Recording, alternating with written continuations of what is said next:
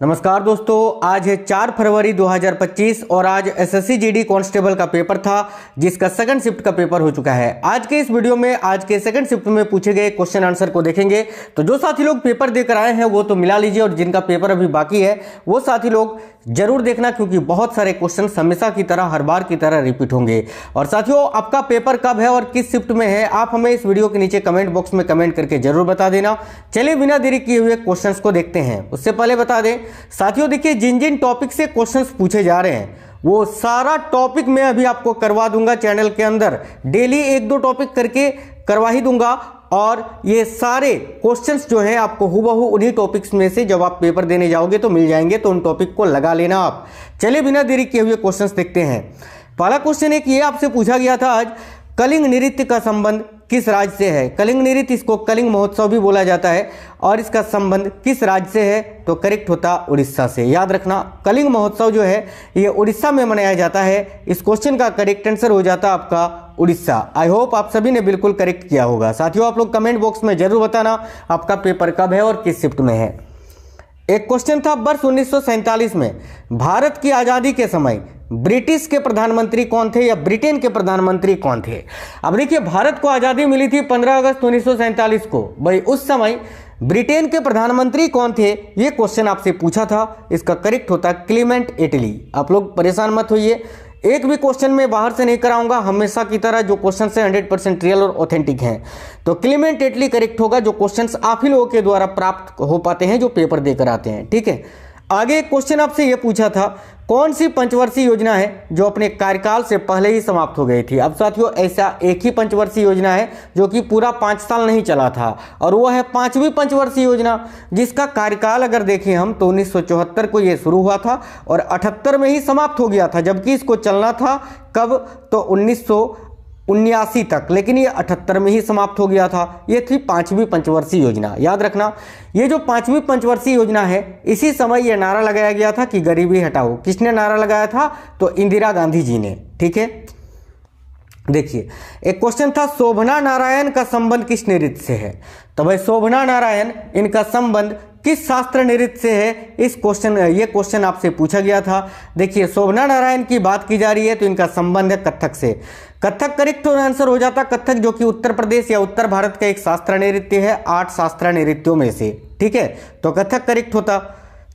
देखिए क्वेश्चन था, पहली पंचवर्षीय योजना का मुख्य उद्देश्य क्या था? तो भाई जो पहली पंचवर्षीय योजना थी इसका मुख्य उद्देश्य आपसे पूछ रहा है कि क्या था। तो देखिए, पहली जो पंचवर्षीय योजना थी ना, इसका मुख्य उद्देश्य साथियों देखिए, एक तो आपका शरणार्थियों का पुनर्वास, कृषि विकास और खाद्यान्न में आत्मनिर्भरता के साथ साथ मुद्रास्फीति की नियंत्रण करना था, या मुद्रास्फीति को नियंत्रण करना था। अब इससे रिलेटेड जो भी आपको ऑप्शंस दिए हुए थे वो आपका करेक्ट आंसर हो जाता। आगे एक क्वेश्चन था, पारुल चौधरी का संबंध किस खेल से है? देखिए, पारुल चौधरी की बात की जा रही है, इनका संबंध है साथियों एथलीट से। याद रखना, ट्रैक और फील्ड स्पर्धाओं में ये हिस्सा लेने वाली भारतीय एथलीट हैं जो कि ओलंपिक और पैरा ओलंपिक में हिस्सा लेती हैं। आपने इनका नाम सुना होगा, पारुल चौधरी का, जिनका संबंध है ट्रैक और फील्ड स्पर्धाओं से, यानी कहा जाए तो ये एथलीट हैं एक। आगे एक क्वेश्चन था, कपड़े में लगे रंग को हटाने के लिए किस रसायन का प्रयोग किया जाता है? अब देखिए, कपड़े में लगे रंग को हटाने के लिए किस रसायन का प्रयोग किया जाता है? तो इसका करेक्ट आंसर आपका हाइड्रोजन पेरोक्साइड हो जाता। लेकिन अगर आपके ऑप्शन में हाइड्रोजन पेरोक्साइड नहीं था तो आपका करेक्ट आंसर ऑक्जेलिक अम्ल हो जाता। अब आप में से कोई भी अगर सेकंड शिफ्ट में आज पेपर देकर आए हैं तो कमेंट बॉक्स में कमेंट करके बताना कि हाइड्रोजन पेरोक्साइड आपके ऑप्शन में था या ऑक्जेलिक अम्ल था। आगे एक क्वेश्चन था, विधानसभा को कौन भंग कर सकता है? तो भाई किसी भी राज्य की, देखिए हर एक राज्य में विधानसभा होता है, केंद्र में आपका लोकसभा होता है। तो पूछा था राज्यों में जो विधानसभा होता है उसको कौन भंग कर सकता है? अब देखिए, इसका करेक्ट आंसर हो जाता राज्यपाल। विधानसभा को राज्यपाल जो है मुख्यमंत्री के अनुरोध पर भंग कर सकता है, तो इसका करेक्ट आंसर राज्यपाल हो जाता है। यही आने वाले शिफ्टों में अगर आपसे लोकसभा पूछ ले कि लोकसभा को कौन भंग कर सकता है, तो याद रखना राष्ट्रपति। प्रधानमंत्री की सलाह पर राष्ट्रपति लोकसभा को भंग कर सकते हैं। देखिए एक क्वेश्चन था, अपना उल्लू सीधा करना मुहावरे का अर्थ क्या होता है? तो भाई अपना उल्लू सीधा करना मुहावरे का अर्थ होता है अपना काम निकालना या स्वार्थ सिद्ध करना। ठीक है, तो अपना उल्लू सीधा करना मुहावरे का अर्थ क्या होता है? तो अपना काम निकालना या स्वार्थ सिद्ध करना। ठीक है, मैं मुहावरों का, विलंब शब्द का, पर्यायवाची शब्द का एक बहुत ही देखिए सभी का अलग अलग बहुत ही इंपॉर्टेंट सिलेक्टेड क्वेश्चंस जो कि आपको हुबहू पेपर में देखने को मिलेंगे वो करवा दूंगा। आप लोग देख लेना, चैनल सब्सक्राइब करके बेल आइकन को ऑन करके रखना आप लोग, तभी नोटिफिकेशन आएगी। एक क्वेश्चन था, तेलंगाना के राज्यपाल कौन है? तो वर्तमान समय में अगर देखें तेलंगाना के राज्यपाल 2025 में तो जिष्णु देव वर्मा है। जिष्णु देव वर्मा इस क्वेश्चन के लिए करेक्ट आंसर हो जाता, जिष्णु देव वर्मा। एक क्वेश्चन था, कान भरना मुहावरे का अर्थ क्या होता है? देखिए, कान भरना मुहावरे का अर्थ होता है किसी के मन में किसी के लिए गलत बात कहना या चुगली करना। ठीक है, किसी के मन में किसी के लिए गलत बात कहना या चुगली करना। देखिए क्वेश्चन था, कथकली किस राज्य का प्रसिद्ध नृत्य है? साथियों ये क्वेश्चंस आज के पहले शिफ्ट में आए हुए हैं, सेकंड शिफ्ट पहले शिफ्ट में। देखिए मैंने आज पहले शिफ्ट का आपको नहीं करवाया था क्वेश्चन, इसीलिए आज के पहले शिफ्ट के क्वेश्चंस भी इसी वीडियो में ऐड कर दिया है, ध्यान से देखिएगा। कथकली किस राज्य का प्रसिद्ध नृत्य है? तो भाई कथकली जो है साथियों ये केरल राज्य का प्रसिद्ध नृत्य है, तो इस क्वेश्चन का राइट आंसर आपका केरल होता। आगे एक क्वेश्चन था, संघ लोक सेवा आयोग यानी यूपीएससी, यूपीएससी का उल्लेख किस अनुच्छेद में है? देखिए यूपीएससी का जो उल्लेख है ये किस अनुच्छेद में है? तो अनुच्छेद 315 में, आर्टिकल 315 इस क्वेश्चन का करेक्ट आंसर होता। अगर आपसे पूछे वर्तमान में यूपीएससी की अध्यक्ष कौन है तो याद रखिएगा प्रीति सूदन है, प्रीति सूदन। ठीक है, आगे एक क्वेश्चन था, तीसरी पंचवर्षीय योजना की चुनौतियां क्या थी? अब देखिए तीसरी जो पंचवर्षीय योजना थी इसकी चुनौतियों के बारे में पूछा गया था कि चुनौतियां क्या थी। तो भाई तीसरी पंचवर्षीय योजना में कई सारी चुनौतियां थी साथियों, जैसे कि देखिए 1962 के भारत चीन युद्ध ने अर्थव्यवस्था में कमजोर उजागर की। 1965 से 66 में भारत ने पाकिस्तान के साथ युद्ध लड़ा। 1966 में भीषण सूखा पड़ा था। इस दौरान मुद्रास्फीति बढ़ी। लक्ष्य वृद्धि दर 5.6% थी, लेकिन वास्तविक वृद्धि दर केवल 2.8% ही रह पाई थी। अब इससे रिलेटेड जो आपको ऑप्शंस दिए हुए थे वो आपका आंसर होता है। ये बहुत इंपॉर्टेंट पॉइंट है, इसको याद रखिएगा। एक क्वेश्चन था, प्रधानमंत्री रोजगार योजना किस वर्ष शुरू की गई थी? तो भाई प्रधानमंत्री रोजगार योजना की बात की जा रही है कि ये किस वर्ष शुरू की गई थी, तो इसका डायरेक्ट आंसर आपका 1993 हो जाता। याद रखिए प्रधानमंत्री रोजगार योजना किस वर्ष शुरू की गई थी? तो 1993 में, यानी 1993 ईस्वी में। आगे देखिए एक क्वेश्चन था, गुरु एम.के. सरोज किस नृत्य से संबंधित है? तो भाई गुरु एम.के. सरोज का संबंध किस नृत्य से है, ये क्वेश्चन था। तो इसका राइट आंसर आपका भारतनाट्यम होता है। साथियों भारतनाट्यम जो कि तमिलनाडु राज्य का शास्त्रीय नृत्य है, याद रखना, और गुरु एम.के. सरोज जो है भारतनाट्यम नृत्य से संबंधित है। एक क्वेश्चन था, माइकल फैराडे ने विद्युत चुंबकीय प्रेरण की खोज किस वर्ष में की थी? तो देखिए माइकल फैराडे ने विद्युत चुंबकीय प्रेरण की खोज ये किस वर्ष में की थी? तो 1831, याद रखना 1831 में माइकल फैराडे ने विद्युत चुंबकीय प्रेरण की खोज की थी। तो ऑप्शन तो ही नहीं है। आगे देखिए एक क्वेश्चन था, साल 2022 में महात्मा गांधी की कौन सी भी जयंती मनाई गई? तो भाई साल 2022 में महात्मा गांधी की जयंती जो मनाई गई थी वो कौन सी भी जयंती थी? तो 153वीं।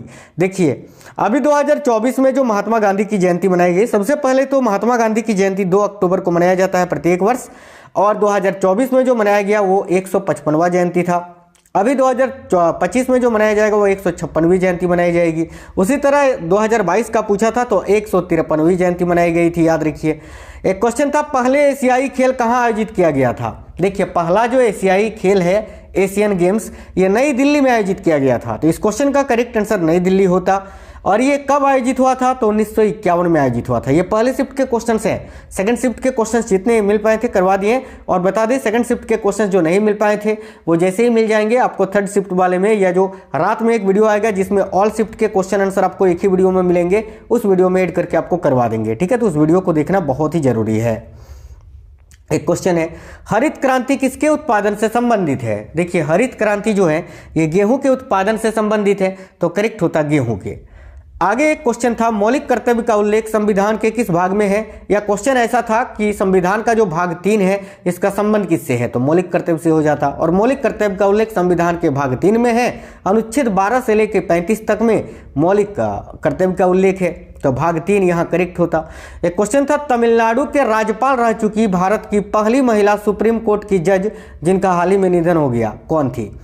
तो देखिए तमिलनाडु की राज्यपाल रह चुकी और सुप्रीम कोर्ट की पहली महिला जज भी थी, तो फिर फातिमा बीबी करेक्ट होता, मीरा साहिब फातिमा बीबी, जिनका हाल ही में निधन भी हो गया।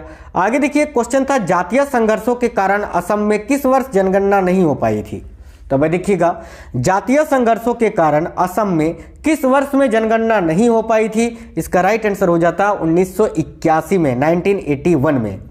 आगे क्वेश्चन था 2011 की जनगणना के अनुसार भारत का लिंग अनुपात कितना है। ये सारा टॉपिक मैं करवा दूंगा, पंचवर्षीय योजना जनगणना जितने भी हैं सब करवा दूंगा अभी, ठीक है। देखिए 2011 की जनगणना के अनुसार भारत का लिंग अनुपात कितना था, तो 943। अभी जो पंचवर्षीय योजना वाला आपका टॉपिक है वो मैं आपको आज ही करवा दूंगा चैनल के अंदर, वो आप देख लेना, ठीक है, शाम में। अभी देखिए 2011 की जनगणना के अनुसार भारत का लिंग अनुपात कितना है, तो 943। आगे एक क्वेश्चन था अशोक के अभिलेख किस भाषा में लिखे हुए थे। तो अशोक के जो अभिलेख थे वो किस भाषा में पाए गए थे, तो प्राकृत भाषा में। और लिपि पूछे तो याद रखिए ब्राह्मी लिपि में, ठीक है, ब्राह्मी लिपि में। और किस भाषा में, तो प्राकृत भाषा में, ये आपको याद रखना है। देखिए एक क्वेश्चन था एम एस स्वामीनाथन की मृत्यु कब हुई थी। एम एस स्वामीनाथन जिनको हरित क्रांति का जनक माना जाता है, ये भी एक क्वेश्चन बन जाता है, आपसे डायरेक्ट पूछा जाएगा कि हरित क्रांति, भारत में हरित क्रांति के जनक कौन है, तो याद रखिएगा एम एस स्वामीनाथन, ठीक है। और इनकी मृत्यु अभी 28 सितंबर 2023 को हुई थी, याद रखिएगा 28 सितंबर 2023 को।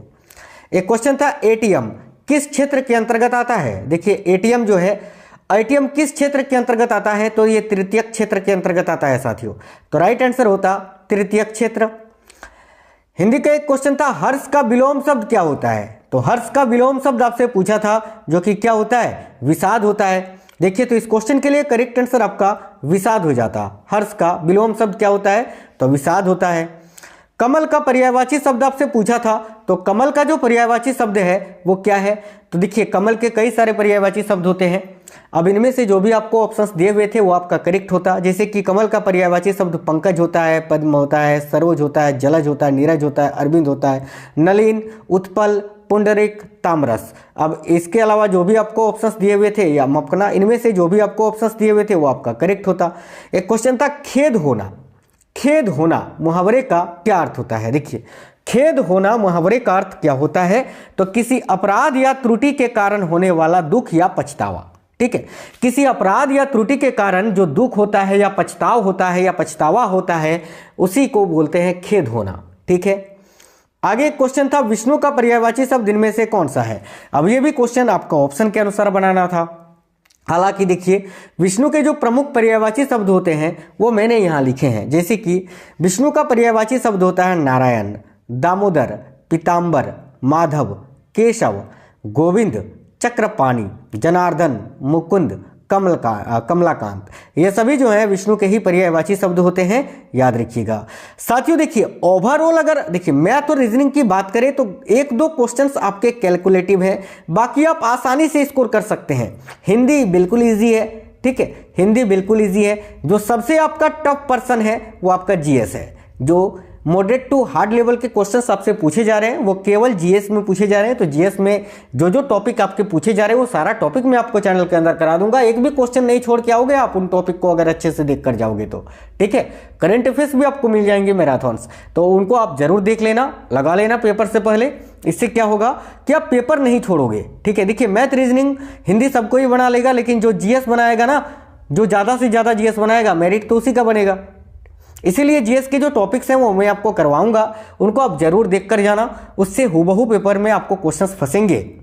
चलिए तो आपका पेपर कब है कमेंट बॉक्स में जरूर बताइएगा। इस वीडियो को एक लाइक और अपने दोस्तों के साथ जरूर शेयर करना। मिलते हैं नेक्स्ट वीडियो में। जय हिंद साथियों, वंदे मातरम।